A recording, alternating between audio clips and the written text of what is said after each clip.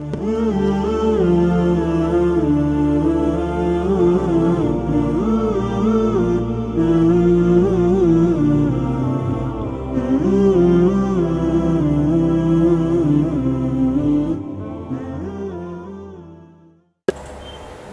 السلام علیکم ورحمۃ اللہ وبرکاتہ۔ سیدھی بات کے روبرو پروگرام میں آپ حضرات کا استقبال ہے۔ ہمیشہ کی طرح روبرو پروگرام میں ایک اور شخصیت میں لے کر کے آپ کے سامنے حاضر ہوں، مولانا مقصود عمران نشادی صاحب۔ شاید ان کو دیکھتے ہی آپ پہچان گئے ہوں گے، بالکل کرناٹک کے افراد کے لیے یہ جانی پہچانی شخصیت ہے۔ آؤٹ آف کرناٹکا کے لوگوں کے لیے میں بتا دوں کہ شہر بنگلور کی ایک بہت بڑی مسجد ہے جس کو مرکزیت حاصل ہے، سٹی جامع مسجد، وہاں کے امام و خطیب ہیں، اور اس کے علاوہ بھی بہت سارے اداروں سے مولانا وابستہ ہیں۔ یہاں کی سماجی، سیاسی اور دیگر چیزوں میں بہت بڑھ چڑھ کر کے حصہ لیتے ہیں، اور اہم ترین اور سنجیدہ فیصلے لینے میں مولانا موصوف جو ہے پہچانے جاتے ہیں۔ اسی لیے چونکہ کرناٹک کا الیکشن چل رہا ہے اور ملک کے حالات بھی کچھ تناؤ کے اس میں ہیں، تو سوچا کہ جو ہے کرناٹک کے مسلمانوں کو ایک پیغام چلے، تو اسی لیے 2-3 سوالات مولانا سے ہوں گے۔ تو مولانا میں آپ کا استقبال کرتا ہوں، جزاک اللہ مرتبہ تشریف لائیں، آپ کی دعائیں ہمارے ساتھ۔ اس وقت ملک کے حالات بہت ہی کشیدہ حالات ہیں، جیسے آپ جانتے ہیں کہ جو ہے کشمیر کا ہو، اناؤ کا ہو، یا پھر بینک کا جو سسٹم اس وقت چل رہا ہے۔ کچھ لوگ وہ ہیں جو بینک سے پیسہ لے کر کے بھاگ گئے، کچھ کمپنیاں ایسے ہیں جو عوام کا پیسہ ڈبا رہے ہیں۔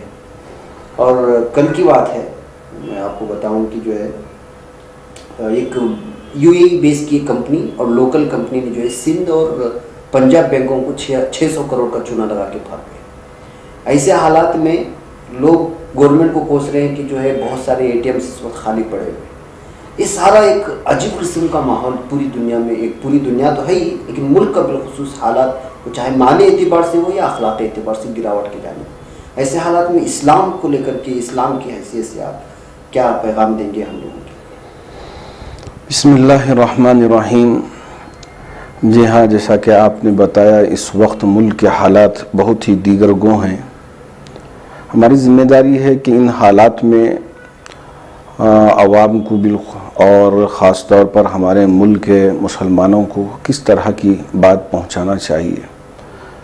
ہماری چھوٹی سی بیٹی آصفہ ہی کیوں نہ ہو، جس کے سلسلے میں آج پورے ملک میں ایک قسم کی بے چینی پائی جا رہی ہے۔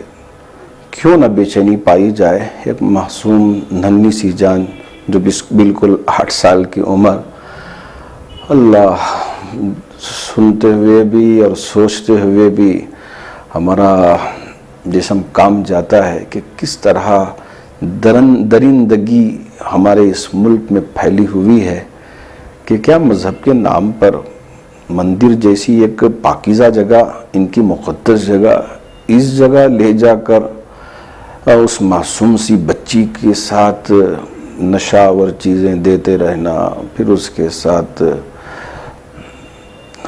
اللہ حفاظت فرمائے زنا بالجبر کرنا، یہ ساری چیزیں ہمارے ملک کو نحوست کی طرف لے جا رہی ہیں۔ میں نے وزیر اعظم سے بھی گویا کہ آپ کے اس چینل کے ذریعے گزارش کرنا چاہوں گا کہ آپ اپنی خاموشی کو توڑیں، ایسے درندوں کے خلاف ایک سخت پیغام دیں کہ کبھی کسی درندے کے اندر اس طرح کی حرکت کرنے کی ہمت نہ ہو، چونکہ ملک کا جو قائد ہوتا ہے اس کی ذمہ داری ہوتی ہے کہ ان تمام حالات پر قابو رکھے۔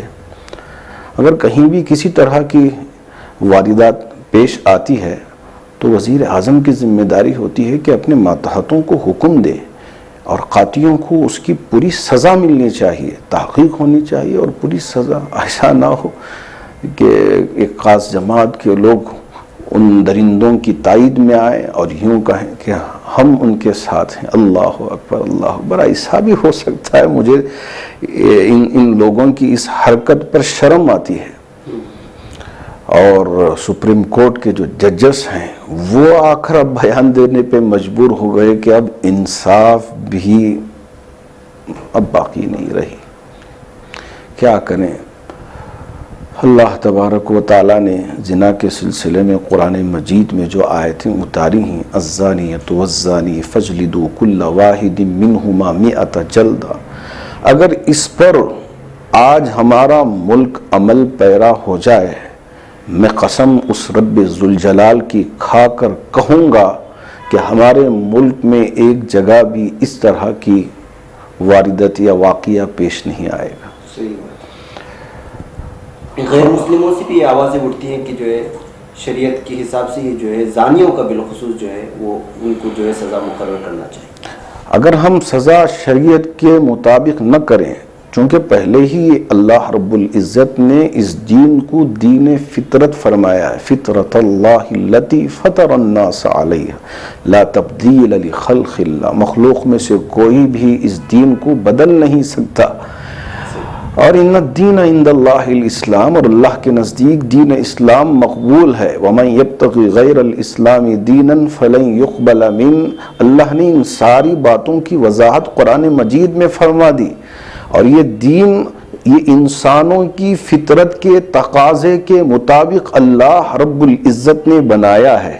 اگر پوری انسانیت اور پورے دنیا کے ممالک کے قائدین مل کر قرآن مجید کے ان احکامات کے مطابق اپنے ملک کے قانون کو بنا دیں، میں قسم کھا کے کہوں گا کہ یہ جو حرکتیں یہاں نہیں، ملک کے کونے کونے میں نہیں، پورے عالم سے ہی انشاءاللہ مٹ جائیں گے۔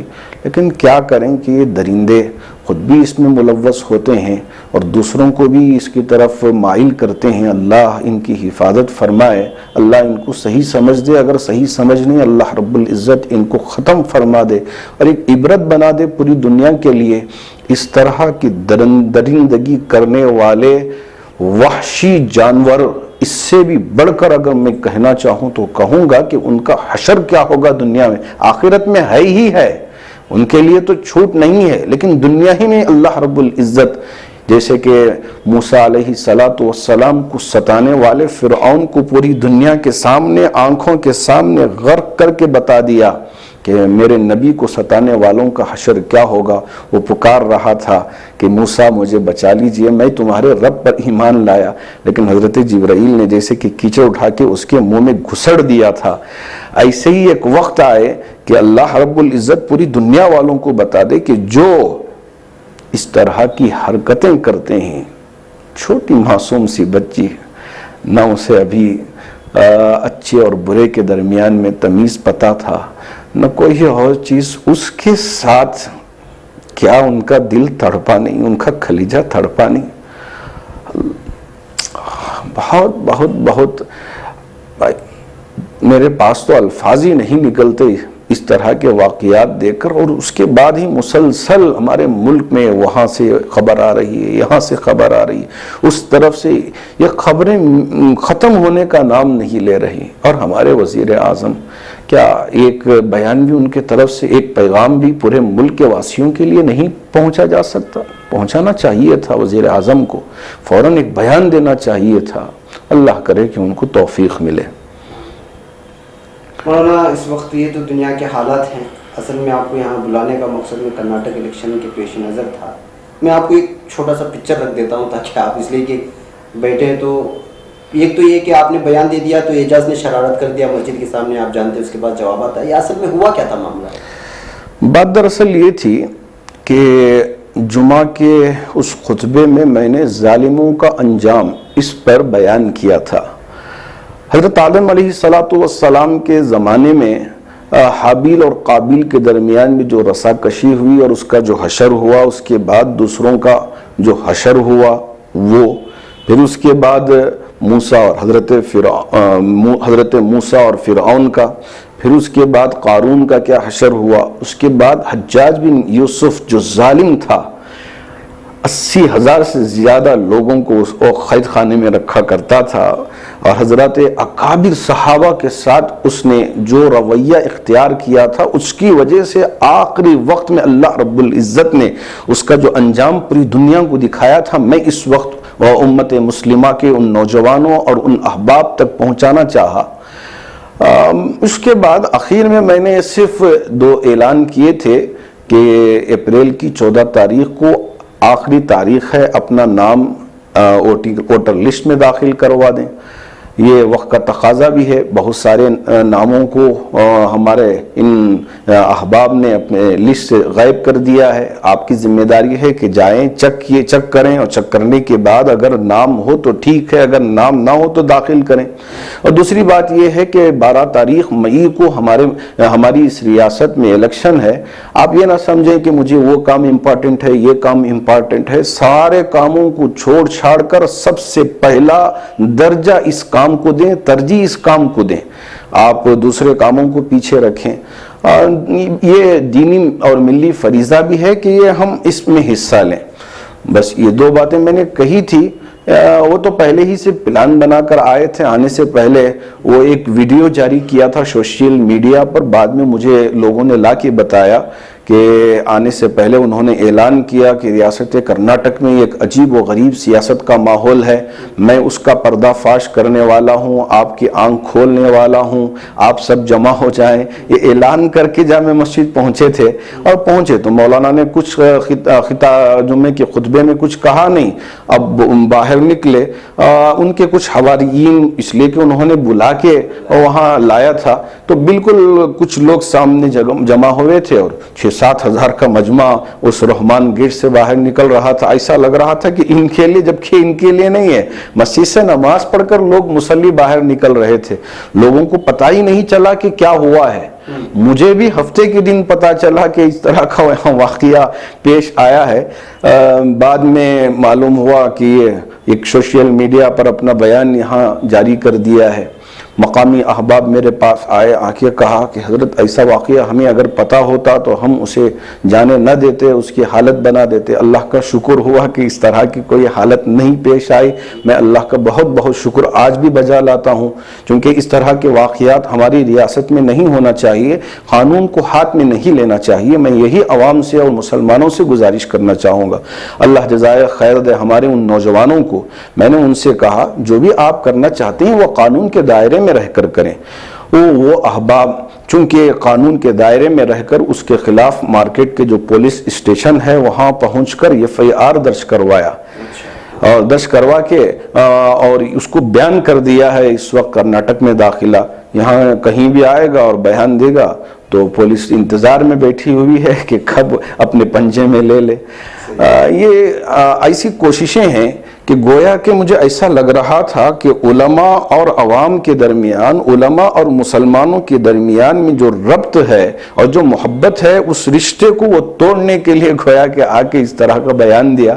لیکن اس سے کچھ ہونے والا نہیں ہے. اللہ حفاظت کرنے والا ہے. فاللہ خیر حافظ وہو ارحم الراحمین. اس کے بعد کے حالات تو آپ کے سامنے ہیں الحمدللہ. یہ صحیح بات ہے ناظرین کہ جو کوئی بھی کہیں آ جاتا ہے اور بیان سنے بغیر اگر کسی پر الزام کرتا ہے اور ہم اس کو لائک کرنا اور جو ہے شیئر کرنا شروع کر دیتے ہیں. میں مولانا سے ایک بریک لے کر کے آپ لوگوں کو باتوں میں بتا دوں کہ ہر چیز شیئر کرنا ضروری نہیں ہے. اعجاز خان کا جہاں تک تعلق ہے، میں نے اس کے اکثر ویڈیو سنا ہے. جب ظلم ہوتا ہے تو ظلم کے خلاف بولتا ہے، گالیاں دیتا ہے، بہت کچھ ہے، لیکن جھوٹ نہیں بولنا چاہیے. ابھی حالیہ اس نے جو ہے آصفہ پر بھی بولا اور بہت ہی 50 لاکھ کا انعام رکھا ملزموں پر. یہ ساری چیزیں وہ ہوتی ہیں جو سامنے والوں کو بھڑکانے والی ہوتی ہیں، اور ہم ایسی چیزوں کو جذبات میں آ کر کے شیئر بھی کرتے ہیں. ابھی آپ لوگوں کو پتا ہوگا کہ جو ہے ابھی حکومت نے، سپریم کورٹ نے 10-10 لاکھ روپے کا جرمانہ ان لوگوں کے جو ابتدا میں آصفہ کا نام لیا تھا، اس لیے کہ باقاعدہ قانون میں ہے کہ جب کسی کی عزت ٹوٹی جاتی ہے تو اس کی شناخت ظاہر نہیں کرنا چاہیے قانون میں. لیکن 10-15 میڈیا نے شروعات میں لے لیا تو آج پورا جو ہے اس کا نام جانچ لیا. وہی آپ اناؤ کی متاثرہ کا نام پوچھیں گے تو آپ کو کہیں نہیں ملے گا. تو ایسی چیزوں کو شیئر کرنے سے بچے رہے. میں یہ پیغام جو ہے چلتے چلتے آپ لوگوں کو دیتا ہوں. اور نام میں خان لگ جائے اس وجہ سے وہ ہمارا ہے یہ بھی ضروری نہیں، اس لیے کہ فکریں بہت مختلف ہوتی ہیں. اور جو علماء سے ٹوٹ کر کے علماء کو عوام سے جو ہے دور کرنے کی جو سوچ لے کر کے چلتا ہے، وہ تو سوچتے ہیں کہ پھر اس کی فکر کتنی سطحیت کہاں کو گری ہوئی ہوتی ہے، ہم لوگوں کو فیصلہ لینا. تو مولانا میرا تیسرا سوال آپ سے، کرناٹک کے مسلمان اس وقت جو ہے ششو پنج میں، پسو پیش میں ہیں، اس وجہ سے کہ ایک تو مسلم پارٹیاں، ابھی کل ہمارے یہاں پہ ڈاکٹر منظور عالم صاحب بھی آئے تھے، میں نے بھی ان سے یہ سوال کیا، ان کا بھی جواب تھا اپنا، وہی جواب. میرا مقصد تو پورا نہیں ہوا. شاید ہر ایک کوئی ہچکچاتا ہے کہ ڈائریکٹ کسی کی طرف انگلی بتائے اور کہے کہ اس کو ووٹ دے، اور ہونا بھی نہیں چاہیے، اس لیے کہ بعد میں جا کر کے ہو سکتا ہے. لیکن ایک تو ہم لوگوں کو کوئی تو فیصلہ عوام کے سامنے دینا ہوگا. MVP ہے، خیر بمنڈلی بابو نے تو جو ہے جا کر کے JDS سے مل گئے، اسدالدین اویسی صاحب کی پارٹی JDS سے مل گئی، اور مایاوتی کی JDS سے مل گئی. باقی کچھ اب MVP بچی ہوئی ہے، مسلم لیڈرز جو اتار رہی ہے ہر جگہ. دوسری جو ہے SDP ہے تو 5 جگہوں پر ہے، اور اس کا کوئی وہ آپ اپنے علاقوں میں وہ لڑے گی. لیکن جو اکثر علاقہ ہے اس وقت، وہاں پہ آپ کیا رائے دیں گے مسلمانوں کو کہ جو کس طرح اتحاد ہو جائے؟ میں پہلے آپ کو پیچھے لے کے جانا چاہوں گا، بتانا چاہوں گا کہ لوگ یہ کہتے ہیں کہ علماء کو سیاست کی کیا ضرورت ہے. اس کا جواب دے کر پھر میں آپ کی باتوں کی طرف آنا چاہوں گا. اللہ کے رسول علیہ الصلاۃ والسلام مکے میں رہے. نبوت کے ملنے کے بعد چونکہ مکے میں آپ لا الہ الا اللہ محمد الرسول اللہ کی ترویج نہیں کر پاتے تھے، اس وجہ سے آپ نے ایک مرکز بنایا جسے میں یوں کہوں کہ وہ پارلیمنٹ ہاؤس تھا مکے کا، وہ تھا دار ارقم. اللہ کے رسول علیہ السلام وہاں بیٹھ کر پورے فیصلے لیتے تھے کہ اب آگے کیا کرنا ہے، کیا نہیں کرنا ہے، کیسے ساری چیزوں کو ہم انجام دینا ہے. پھر اس کے بعد جب آپ ہجرت فرما کر مدینۃ المنورہ تشریف لے گئے تو آپ نے ڈائریکٹ مسجد نبوی کو پارلیمنٹ ہاؤس بنایا. یہ نہیں ہے کہ ایک الگ سے آپ نے وائٹ ہاؤس بنا دیا یا ودھان سبھا بنا دیا، ایک کوئی اور عمارت تعمیر فرمائی، ایسا نہیں، بلکہ آپ نے مسجد نبوی کو پارلیمنٹ ہاؤس بنایا. 7 ستون ہیں مسجد نبوی میں. آپ وہاں بارہا تشریف لے گئے ہیں تو دیکھا ہوگا، جس میں سے ایک ستون عائشہ ہے، ایک ستون سریر ہے، ایک ستون ابی لبابہ ہے، ستون وفود ہے. یہ سارے ستون تو الگ جگہ میں الگ الگ کام ہوا کرتے تھے. وہاں جاتے تو وہ ستون کے پاس آپ علیہ السلام تہجد کی نماز پڑھتے، باہر سے وفود آتے تو ایک ستون وہاں متعین تھا، وہاں بیٹھ کر.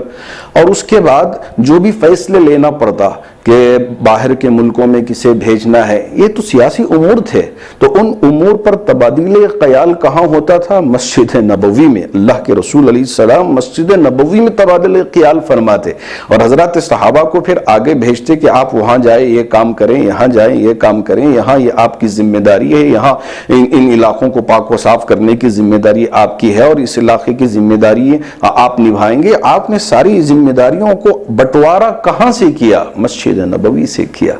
آج لوگ پوچھتے ہیں کہ مسجد میں سیاست کی بات، ان کو تو اسلام کی تاریخ کا پتہ ہی نہیں.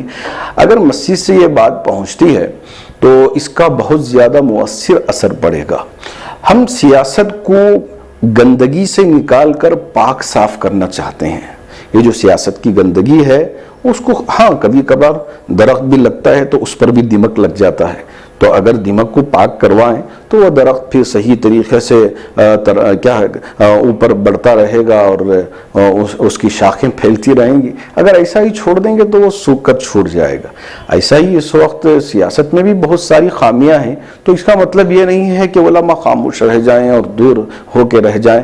جیسا جنگ آزادی میں علماء شریک رہے اور علماء نے اپنے طرف سے پورے مل کر کوشش کی، اللہ رب العزت نے علماء اکرام کی ان قربانیوں کا نتیجہ اور دوسرے ہمارے برادران وطن کا بھی سب مل کر جب کام کیے تو اللہ نے ایک اچھا نتیجہ ہمارے سامنے ظاہر فرمایا. اسی طرح اس وقت مسلمان بھی جو اچھی ذہنیت کے مالک ہیں، ہمارے غیر برادری بھائی بھی، یہ سب مل کر ذرا بیٹھیں، غور و فکر کریں، سوچیں اور حکمت کا پہلو اپنا کر آگے اور ترقی کرتے ہیں تو دیکھیے کہ ہمارا ملک کتنا پاک صاف ہو جائے گا. اور یہ ایک مرتبہ روڈ پڑنے کے بجائے 5 مرتبہ کاغذوں میں پڑتا ہے، اور جب جا کر دیکھا جائے حقیقت میں ایک مرتبہ بھی روڈ پڑتا نہیں. یہ ساری سیاست ختم ہو جائے گی. حقیقت میں جو کام ہونا طے پائیں گے وہ سارے کام انشاءاللہ انجام دیے جائیں گے.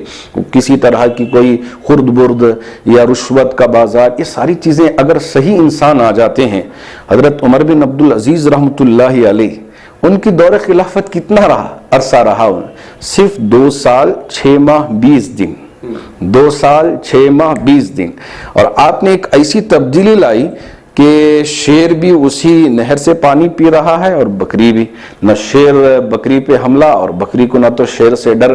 اس کی کیا مثال ہے؟ مطلب یہ ہے کہ نہ ظالم کو پریشانی نہ مظلوم کو پریشانی، سب اپنے اپنے طور پر انصاف پسند ہو کر زندگی گزار رہی ہیں، امن پسندانہ زندگی گزار رہے ہیں۔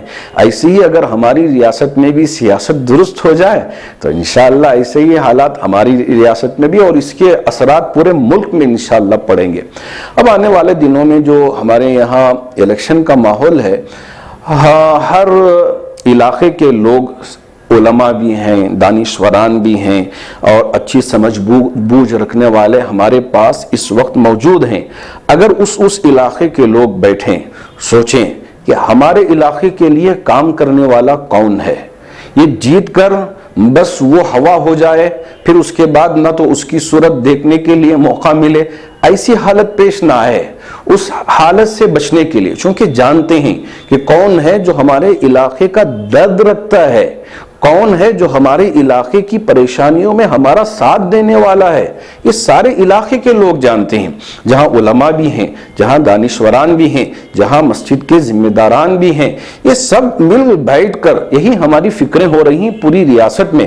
علماء سے ہم بات کر کے ان سے یہی گزارش کر رہے ہیں کہ ہر علاقے کے علماء اپنے مساجد کے ذمہ دار اور دانشوران اور اچھی قسم کی رائے رکھنے والے، صاحب الرائے جسے کہا جاتا ہے، ایسے احباب، اور پھر غیر مسلموں میں بھی جو سیکولر ذہنیت کے مالک ہیں، اس علاقے کے لوگوں کے ساتھ ایک آپ کے درمیان اور ان کے درمیان میں ایک معاہدہ ہو جائے اور پھر اس پر عمل پیروی ہو کر ایک شخص کو جو تمہارے علاقے کے لیے بہتر ہوگا اس پر اگر آپ فیصلہ لے کر مکمل طور پہ اگر کام کریں گے تو دیکھیں کہ کس طرح کا مثبت نتیجہ ہمارے سامنے آئے گا۔ بس یہی ہم نے تمام علماء سے، ذمہ داروں سے اور دانشوران سے، صاحب الرائے سے اور غیر مسلم بھائیوں سے بھی ہم نے گزارش کی ہے۔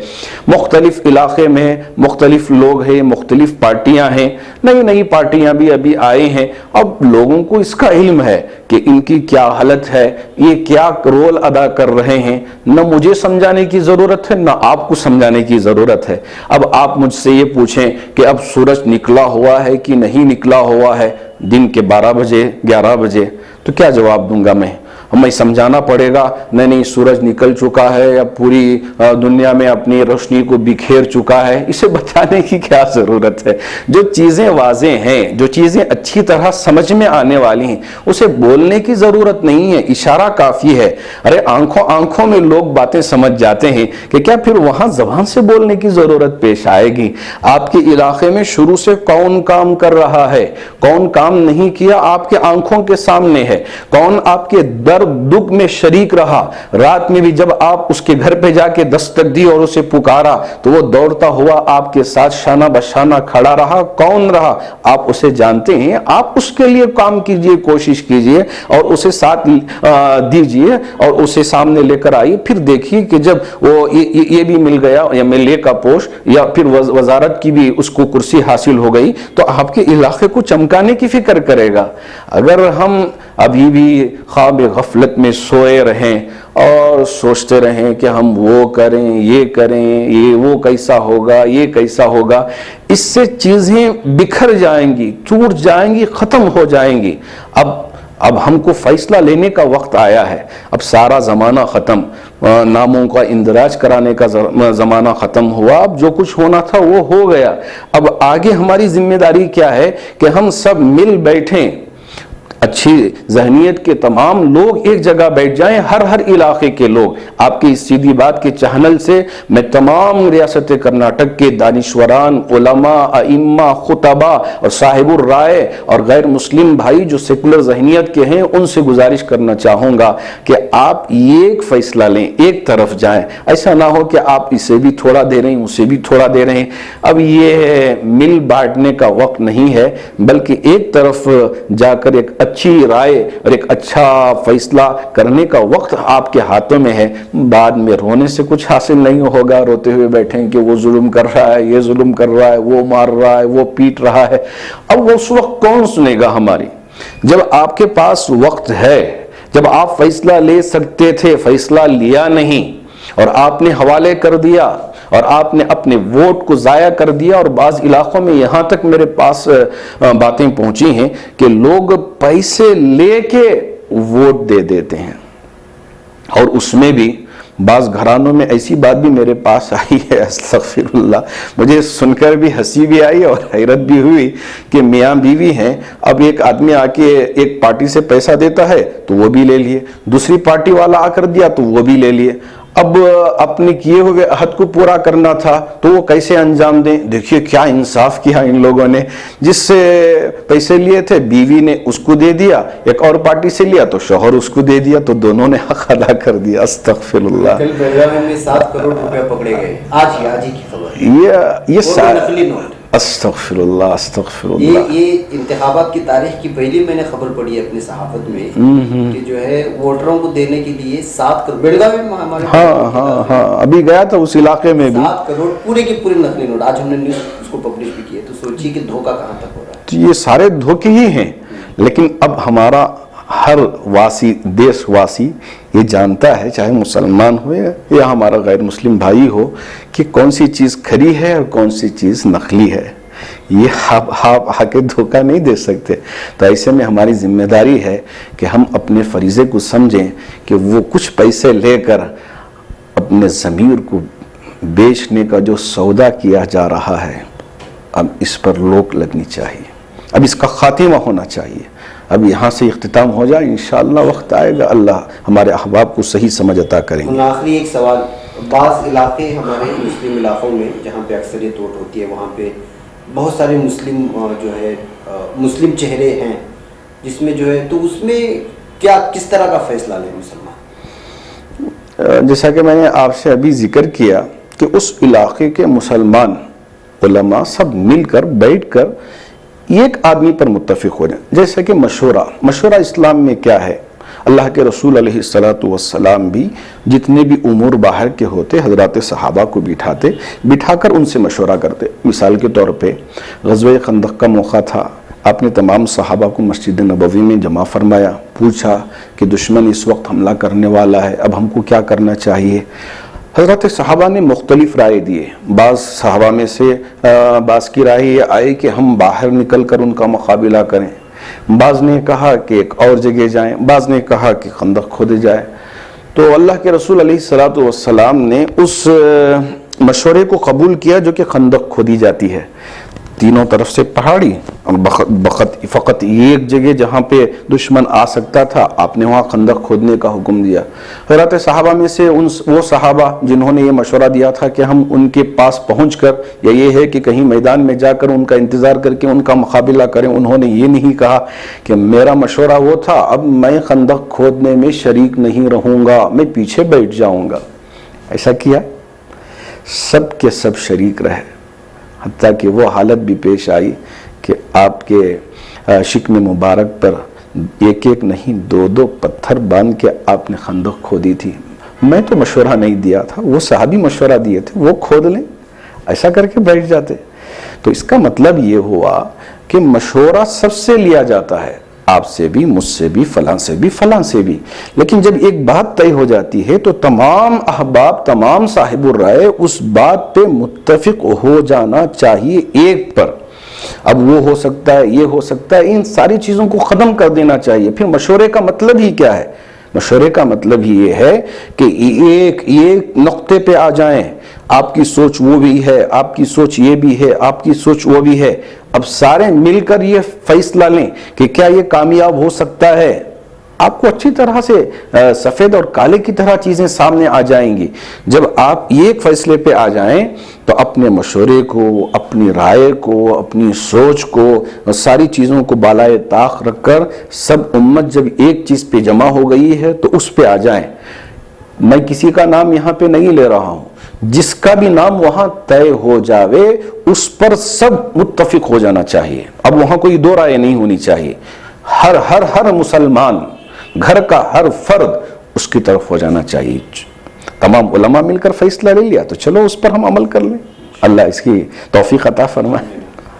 ناظرین, مولانا نے کھل کر کے بہت ساری چیزیں آپ لوگوں کے سامنے رکھی. پھر میں وہی کہوں گا کہ کرناٹک کے الیکشن کے سلسلے میں جو میری سیدھی بات آپ دیکھ رہے ہیں، میں نے بھی وہاں پہ کوئی فیصلہ نہیں دیا تھا، اس لیے کہ بڑا جو ہے سنجیدہ مسئلہ ہوتا ہے کہ جو آپ نے کوئی فیصلہ سنا دیا، کل کو جیتے نہیں تو جو ہے تو تانے پڑیں گے، یا پھر جو جیت گیا کام نہیں کیا تو الٹے سے وہ بھی تانے پڑیں گے۔ ان تمام حالات سے بچ کر کے نکلنے کے لیے ایک ہم لوگوں کو جو ہے شریعت اور آپ صلی اللہ علیہ وسلم کی زندگی، سیرت اور قرآن پاک ہی ہے کہ اس راستے پہ چلے، علماء کرام اسی کی طرف ہم لوگوں کی نشاندہی فرماتے ہیں۔ تو مولانا موصوف نے ہمارے سامنے بہت ساری چیزیں رکھی، اس کا اگر میں مغز اور بلباب آپ لوگوں کے سامنے رکھوں تو یہی ہے کہ اگر آپ کنفیوژن میں ہیں تو پھر آپ کو جو ہے ائمہ اور اپنے مقامی علماء کرام سے بیٹھ کر کے مشورہ کرنا ہوگا، اور وہ مشورے میں جو طے ہو اسی کی طرف ہم لوگوں کو جانا ہوگا، چاہے ہمیں تکلیف کی نہ ہو، چاہے ہماری ضمیر اس کے لیے گواہی نہ دے، لیکن اس کے باوجود چونکہ مشورے میں خیر ہوتا ہے، اسی کی طرف جانے پڑنے کے لیے مولانا بھی مشورہ دے رہے ہیں، اور مولانا کا بھی یہی پیغام ہے۔ روبرو ٹیم میں آپ نے اپنا وقت دیا ان تمام چیزوں کو دیکھنے کے لیے، اور دیکھتے رہتے ہیں، اس کے لیے ہم آپ کے مشکور ہیں۔ مجھے اور مولانا کو یہاں پر اجازت دیں، پھر کسی شخصیت کے ساتھ ملاقات۔ السلام علیکم ورحمۃ اللہ وبرکاتہ۔ السلام۔